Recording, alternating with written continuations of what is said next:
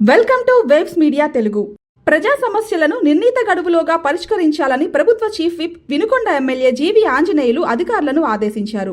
ఆదివారం నిర్వహించిన ప్రజా దర్బార్లో పింఛన్లు, సీసీ రోడ్లు, సైట్ ట్రైన్లు, భూ సమస్యలు తదితర అంశాలకు సంబంధించిన 35 అర్జీలు స్వీకరించారు. ప్రతి అర్జీని పరిశీలించిన జీవి ఆంజనేయులు సంబంధిత అధికారులతో మాట్లాడి తక్షణ చర్యలకు ఆదేశాలు జారీ చేశారు. ప్రజలకు పారదర్శక సేవలు అందించడం, వాట్సాప్ గవర్నెన్స్ ద్వారా సేవలను మరింత చేరువ చేయడమే ప్రభుత్వ లక్ష్యమని తెలిపారు. కార్యక్రమంలో కూటమి పార్టీ నాయకులు పాల్గొన్నారు.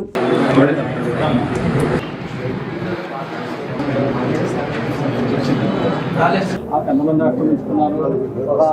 7-8 మంది ఉంటారు సార్. అందువరకు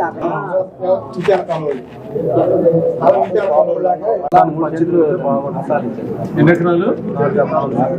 సరే, అందరికి పేదలు పంచుతాం. చిచ్కెలపాలెంలో 4 ఎకరాలు ప్రభుత్వ భూమి ఉంది. తలా 3 సెంట్లు 2 సెంట్లు ఆడ ఉన్నదాన్ని బట్టి